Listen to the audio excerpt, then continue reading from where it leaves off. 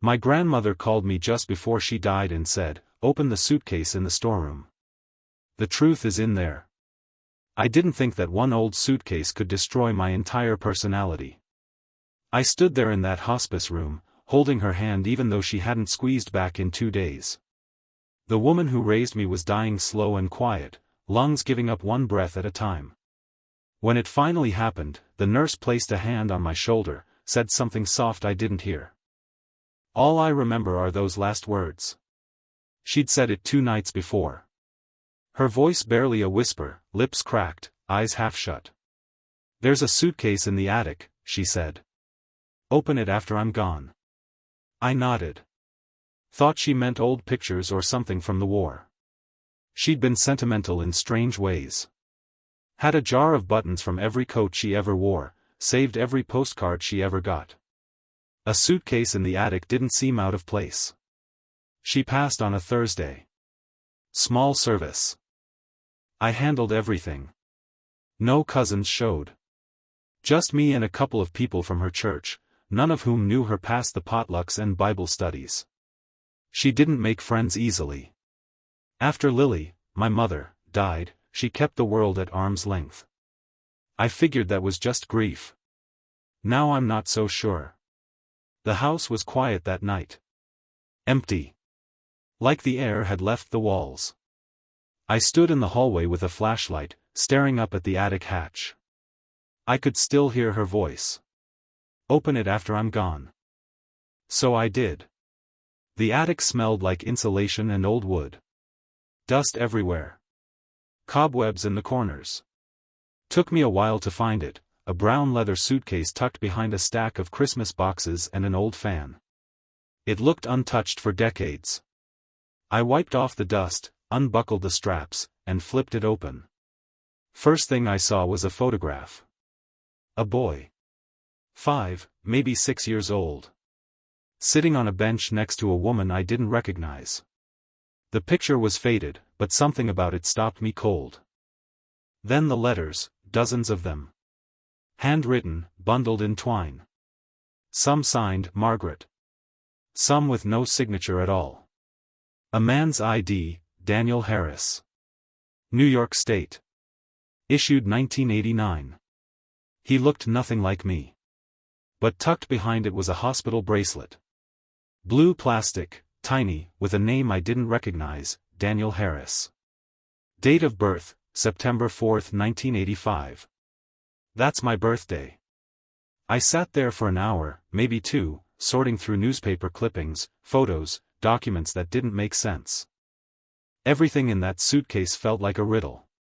Childhood drawings signed, Danny. Articles about a missing child. A flyer that said, "Have you seen this boy?" I hadn't. Not until tonight. And yet he looked familiar. The flashlight battery started to die. I closed the suitcase and took it downstairs, heart pounding like I'd just run 10 miles. I couldn't sleep. I just kept staring at that photo, the boy on the bench. His face was blurred from age, but the shape of the eyes, the way he held his hands in his lap. I'd seen that before. In the mirror. I didn't go to work the next day. Called in and said I was handling estate stuff. Which, technically, wasn't a lie. But I didn't touch any of the official paperwork, no bills, no death certificates, no funeral home receipts. I just sat at the kitchen table with that damn suitcase open, staring at the pieces of a puzzle I didn't remember starting. The ID said Daniel Harris. Born in 1985. Same year as me. The picture showed a boy in overalls, eating an ice cream cone on a park bench. The woman beside him had sunglasses on. Her face was turned slightly away, but she didn't look like my grandmother. And she definitely wasn't Lily. The letters were the most unsettling part. Written in a neat, looping hand. Some of them were addressed to "My Sweet Danny." Some were rambling and torn up halfway through. One said, "They're still asking questions. I can't go back. I won't." I laid out everything on the table. Tried to find a thread, something that would tie this all together. But it just made the knots tighter. There was no explanation, no label saying here's what this means. Just scraps. A flyer for a missing boy. A child's drawing, stick figures labeled me and mom and grandma. The mom figure had long brown hair. Lily had blonde. A few of the documents looked official, forged birth certificates, I think. But they weren't for me. At least, not the name I'd been using for the last 35 years. One certificate listed my birth as 1986, not 1985. One said I was born in Idaho. Another, Florida. All of them seemed fake. There was a black and white photo, grainy, like it was from a newspaper. A woman in handcuffs, being escorted out of a courthouse. The caption was mostly torn, but one word remained, abduction. That's when the nausea kicked in. I left the suitcase on the table and stepped outside. Walked down the driveway in bare feet like a man with no place to go. I didn't feel real. Nothing did. My body felt hollow. Like someone had scooped out everything that made me me and left a shell behind. By afternoon, I called my cousin Rebecca. She's the closest thing I have to a sibling. Her mom and Lily were sisters. She's got a good head for detail and a soft spot for family history. I didn't tell her everything, just enough to make it sound like I'd found some confusing stuff while going through Grand's things. Old documents, newspaper clippings, maybe some family records I didn't understand. She came by that evening. Sat down at the table. Didn't speak for a long time. Just kept flipping through the contents, frowning. "Who's Daniel Harris?" I asked. She shook her head. "Never heard that name in our family. Ever." "You sure? Nothing from when we were kids?" "Positive. And your birth certificate should have said you were born in Oregon. That's where Lily lived. That's where you grew up." "Right," I said. "Except I can't find that birth certificate anywhere." Rebecca paused. Looked at me, really looked. "You okay?" I nodded too quickly. "Yeah. Just tired." She stayed for an hour. Said she'd take some of the documents to scan them, maybe run them past a friend who does genealogy research. Before she left, she touched my arm and said, "This stuff, it's weird. But it doesn't change who you are, okay?" I wanted to believe her. I really did. That night, I lay in bed staring at the ceiling, running numbers through my head. Years. Dates. Faces. I couldn't shake the feeling. That suitcase wasn't just old family clutter. It was evidence. And if it was, then the question wasn't who was Daniel Harris? It was, who the hell am I? I woke up with that picture on my chest, the one of the boy on the bench. I guess I'd fallen asleep holding it. For a moment, still half asleep, I told myself it was just a weird dream. The suitcase, the letters, the name, Daniel Harris. Just my brain spinning in the fog of grief. But then I sat up and saw the suitcase still open on the kitchen table. Reality came back like a freight train. I spent the morning making coffee I didn't drink, standing by the window while the pot burned itself dry. My phone buzzed a few times, work emails, something about next week's sprint schedule. I didn't answer. I couldn't pretend to care about code commits or user interfaces when my own interface, my identity, was falling apart in slow motion. Around noon, I called the county records office. Told them I needed a certified copy of my birth certificate. They asked for my full name and date of birth. I gave them both. They put me on hold. 10 minutes. Then 15. Finally, a voice came back on the line, younger guy, maybe a trainee. "Sir, I'm not seeing anything under that name. Are you sure you were born in this county?" "Yes." "Positive." "My mom lived here. Her name was Lily Monroe. She passed away in 1994. He said. "I'm not seeing a Monroe either. Not in 94, not earlier." I hung up. I didn't call another office. Didn't check another database. I just stood there, holding the phone like it had burned my hand. No record of me. No record of her. I went back to the suitcase.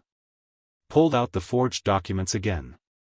This time I noticed something small, folded into the lining under the flap, a faded index card, barely legible.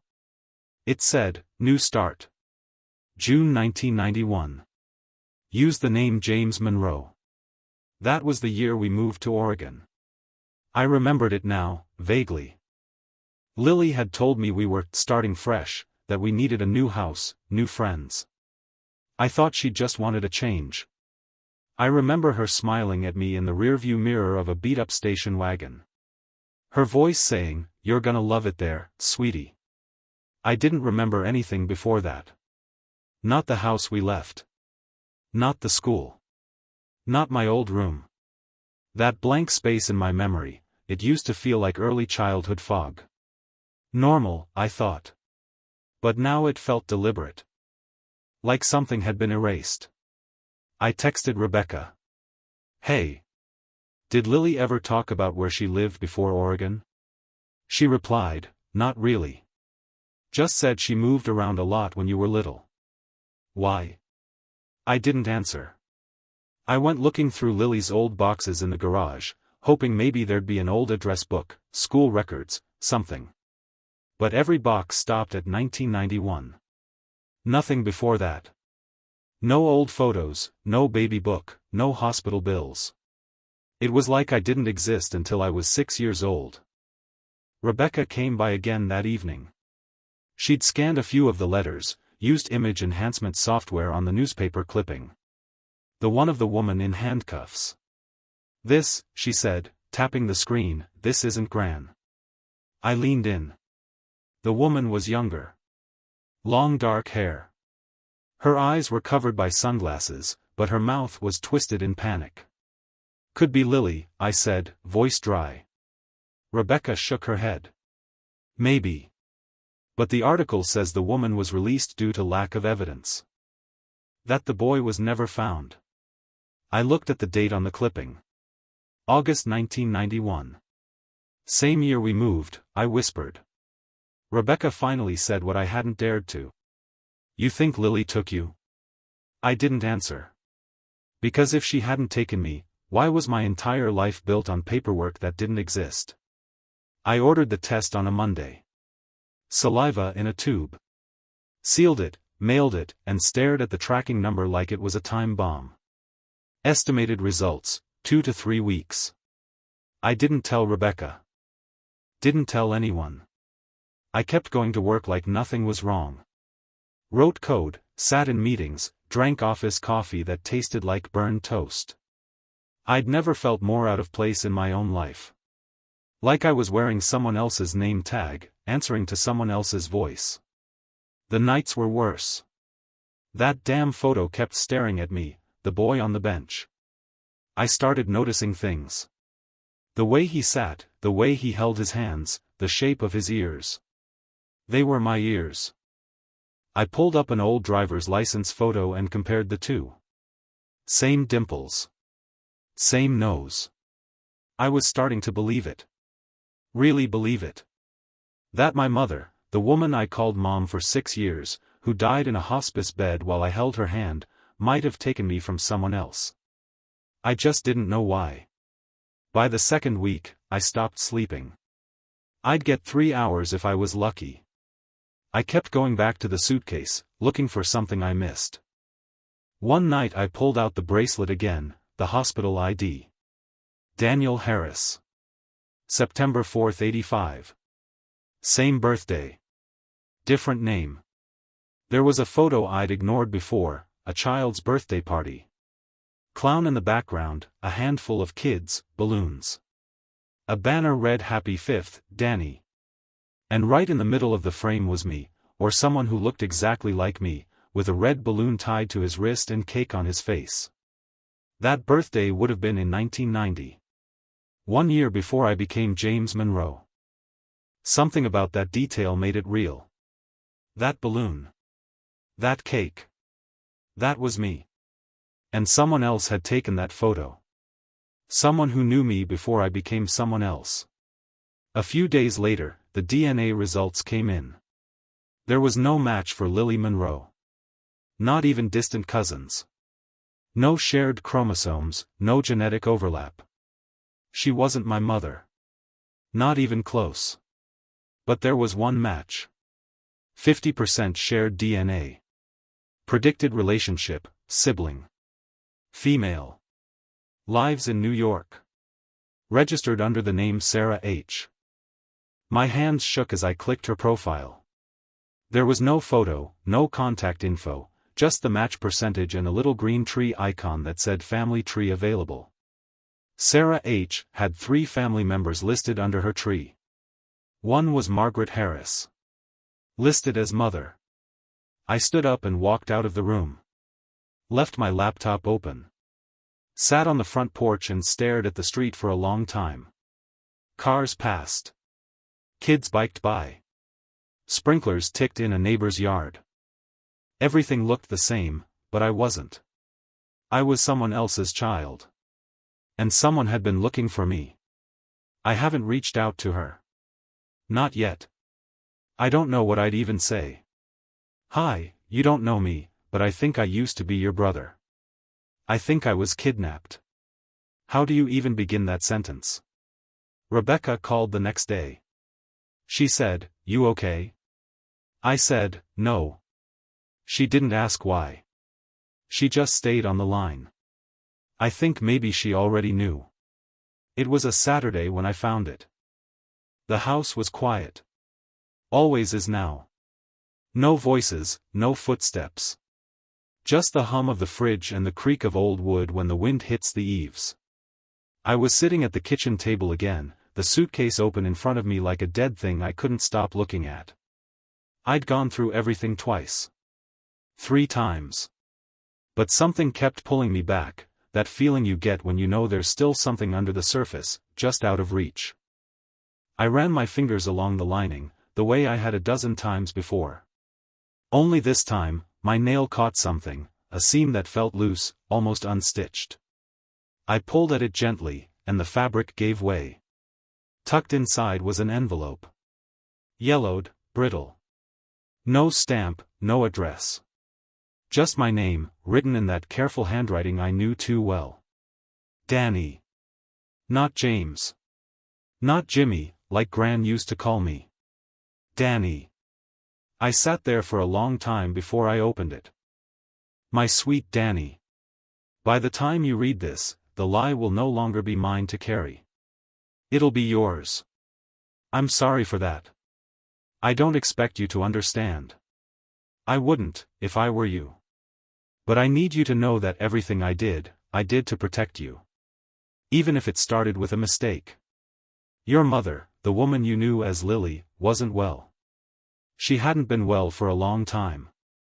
The doctors said she could live a normal life with medication, but she stopped taking it years before you were born. When I found out what she'd done, what she'd taken, I should have gone to the police. But I didn't. I couldn't. I thought I could fix it. That we could raise you right, far from the mess she made. I was wrong to think that would be enough. But I couldn't give you back. Not after seeing you smile. Not after hearing you laugh. There were posters everywhere. News stories. We changed everything. Names. Addresses. I burned the old photos, the documents. We moved. Started over. You were 6. You forgot faster than I thought you would. I told myself that meant you were happy. When Lily died, I thought about telling the truth. But you were already settled, already growing into someone good. Someone kind. What would it change? You had a life. You had a name. I didn't want to rip that away. But I've known for a long time now that I won't live forever. And I couldn't leave this world without giving you a choice. You deserve to know. Even if it breaks you. Whatever you decide, to search or not, I won't be around to see it. But I hope you understand, someday, that I loved you like my own. Even if I was never meant to be your anything. Margaret. I folded the letter back into its envelope. My hands were shaking. She didn't ask for forgiveness. Didn't try to justify it. Just told the truth. Quiet. Plain. Like everything else she ever did. I sat with that for hours. I don't even remember eating. Just watched the light shift across the kitchen floor until it got dark. The only woman who ever raised me had been keeping someone else's son. And the woman who birthed me, Lily, had stolen a child and died before she could ever be held accountable. I didn't know whether to scream or cry or laugh. Instead, I did what I always do when I don't know who I am. I stayed very still. I wrote the message 3 times before I sent it. The first one was too polite. Like I was inviting someone to coffee. The second one felt like a bomb. Every sentence sounded like an accusation. The third one, I kept short. Hi. I think we might be related. I matched with you on 23andMe. My name's James Monroe, at least, that's the name I was raised with. I'm trying to understand some things about my past.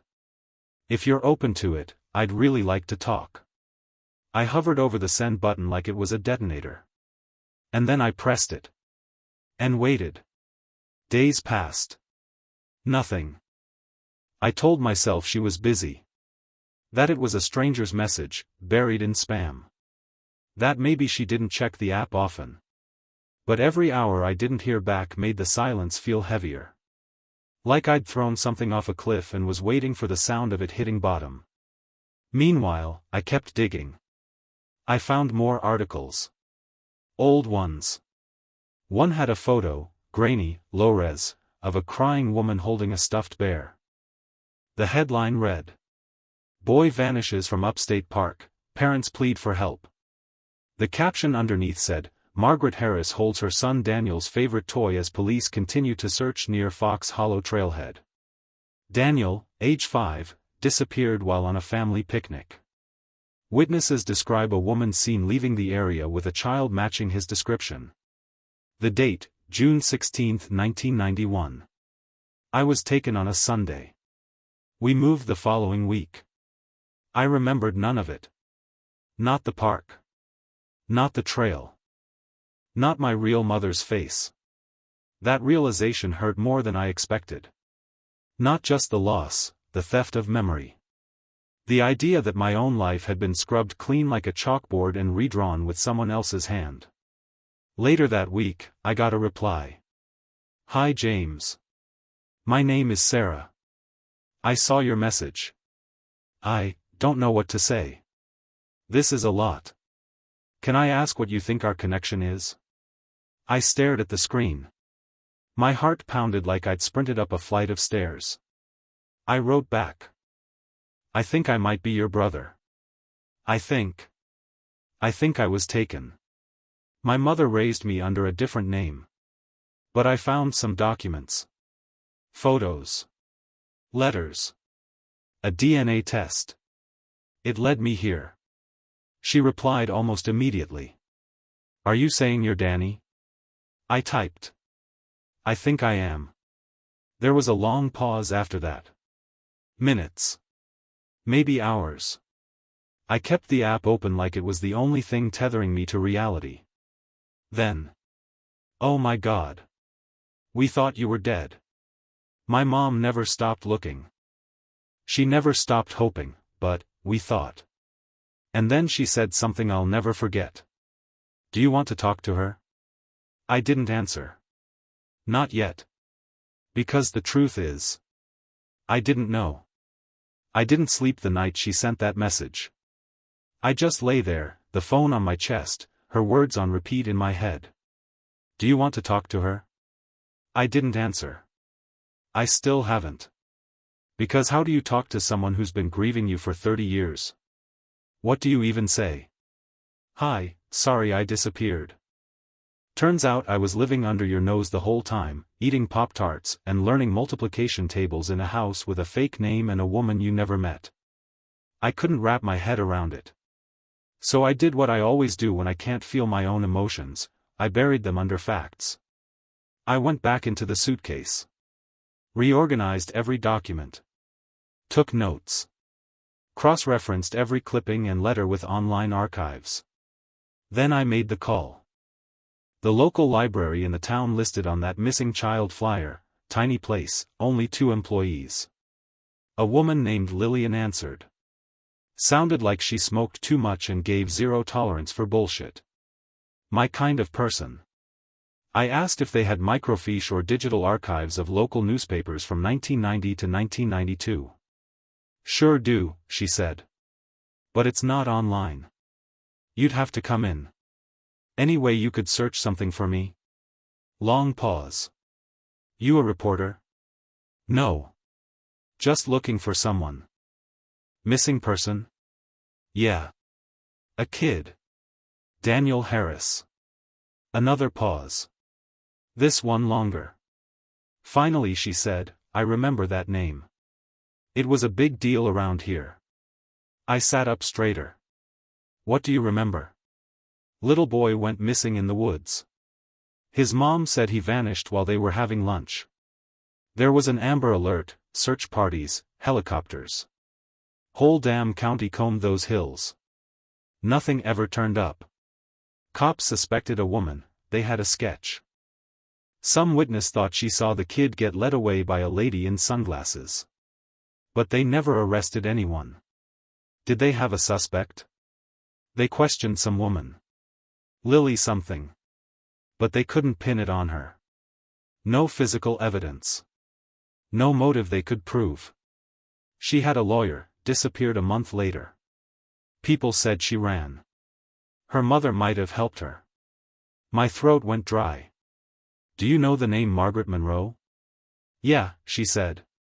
That was the mother's mother. They moved out west. Oregon, I think. That's where the trail ends. It was like being punched in the chest. That was it. Confirmation. Cold. Clinical. They had questioned her. And she ran. With me. Later that night, I watched an old VHS tape I found in one of the boxes Gran left behind. No label. Just a blue Maxell cassette. I popped it into the dusty combo TV/VCR I'd never thrown out. Static. Then home video footage. It was a birthday party. Probably my 6th. A backyard I didn't recognize. Streamers. A cake. Kids I didn't know. Lily, or whoever she really was, stepped into frame holding me in her arms. She looked happy. Laughing. Hair falling in her eyes. And I was laughing too.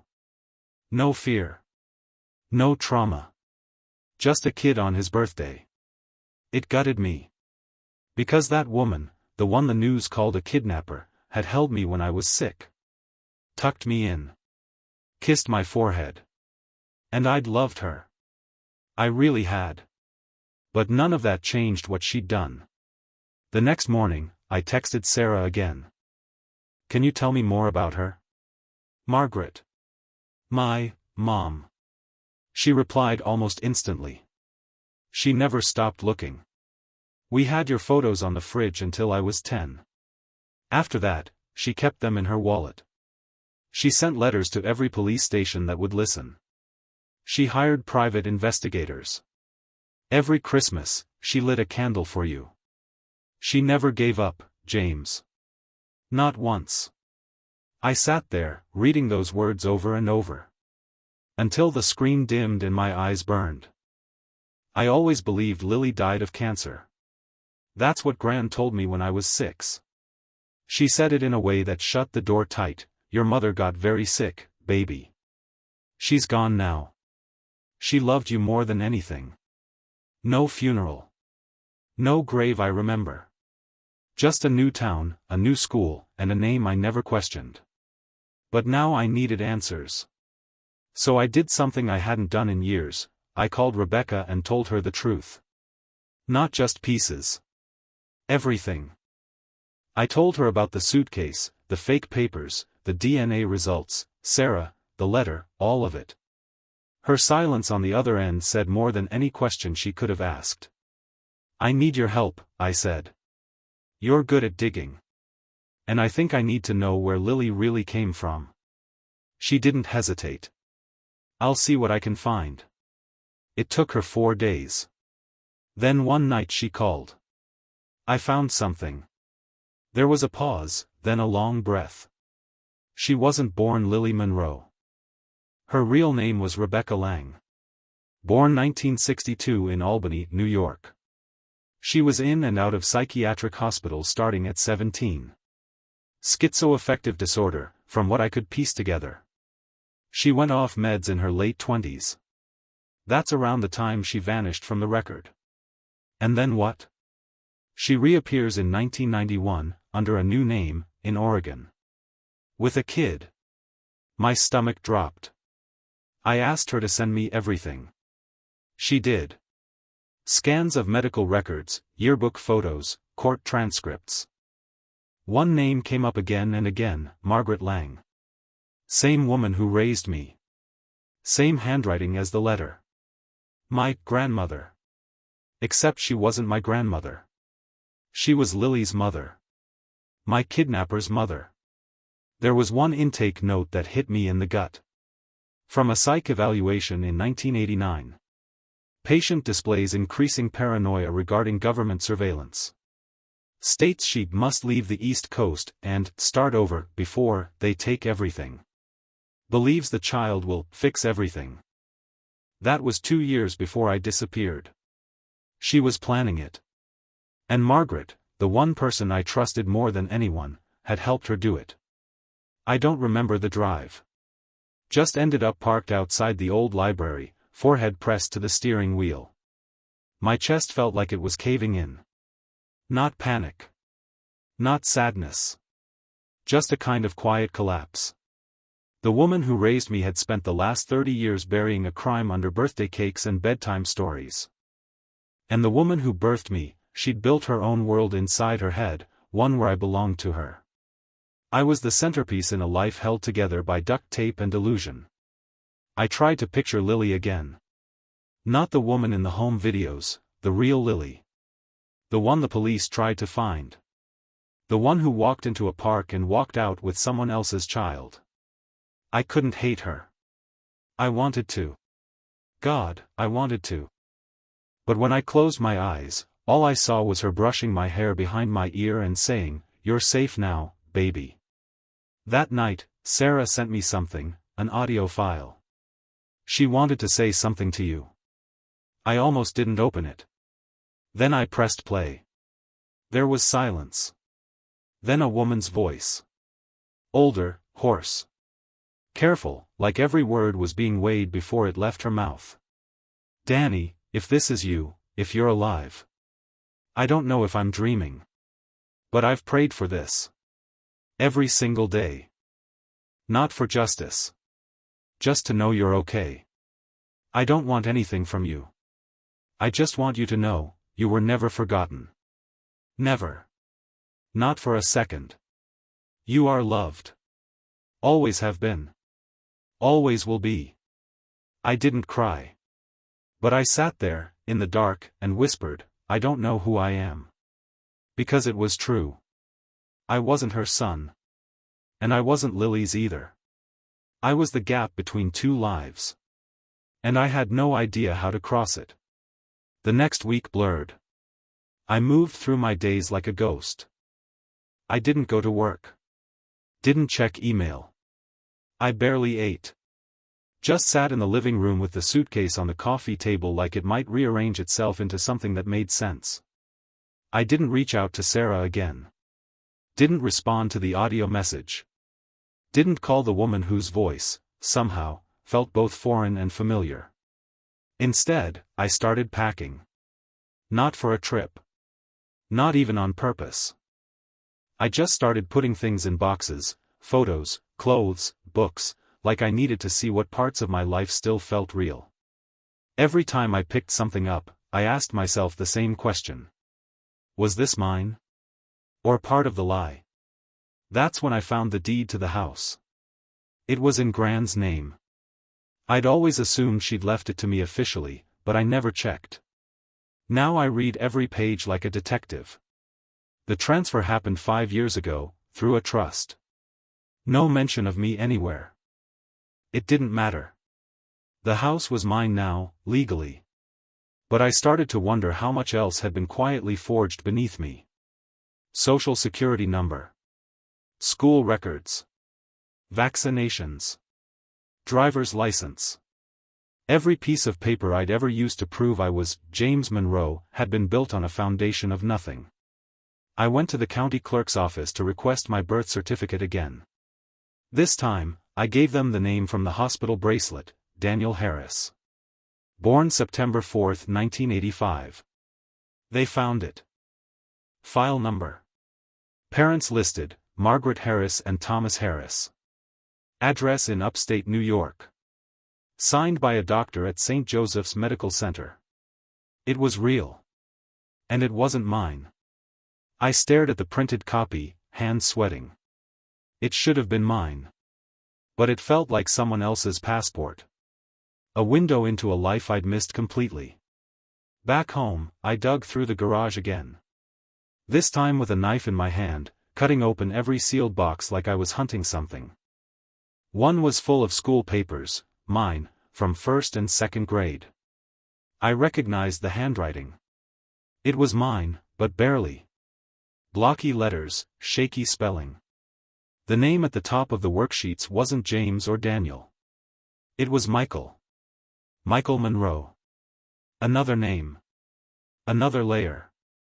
Gran had used it briefly before switching to James, probably while she figured out which fake birth certificate would hold up best. I found one signed Michael, dated only a few weeks after we moved west. None of it made sense. And all of it did. My childhood had been a series of costume changes. Names, dates, stories, shifted like props in a play.